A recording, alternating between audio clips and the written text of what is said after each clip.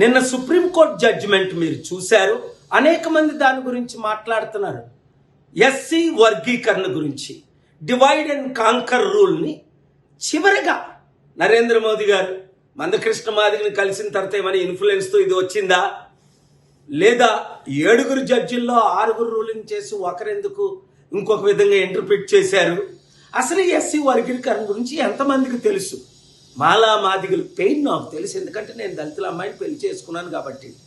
వీళ్ళు డివైడ్ చేయడమే వాళ్ళ ఉద్దేశం. చంద్రబాబు నాయుడు గారు 94లో సంవత్సరం ముఖ్యమంత్రి కాకముందు మాల మాదిగలు ఓట్లు ఎక్కువ కాంగ్రెస్ పడుతున్నాయని, మాదిగల్ని డివైడ్ చేస్తే మనకు ఓట్లు పడతాయని అక్కడ ఆయన, తెలంగాణలో నరేంద్ర మోదీ గారు ముఖ్య ఉద్దేశం మీ అందరికీ తెలిసింది. అసలు జాబ్స్ ఇచ్చినయే తక్కువ. ఎక్కడున్నాయి?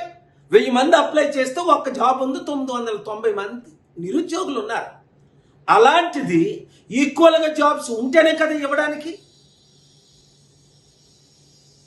ఇది అంతా పొలిటికల్ గేమ్ అని గమనించిన రోజునే తెలుగు రాష్ట్రాలు 60% ఉన్న బీసీ ముఖ్యమంత్రి అవుతాడు.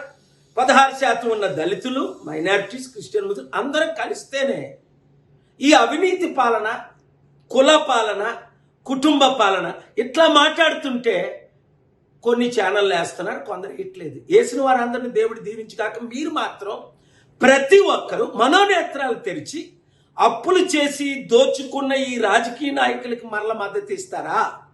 మార్పు రావాలి, అంబేద్కర్ ఆశయాలు నెరవేరాలి, మాలామాదిగా విడిపోకూడదు, ఐకమత్యమే మహాబలం అని కలిసి పనిచేద్దామా? నిర్ణయం తీసుకోండి. ఈ వీడియో అందరికీ షేర్ చేయండి.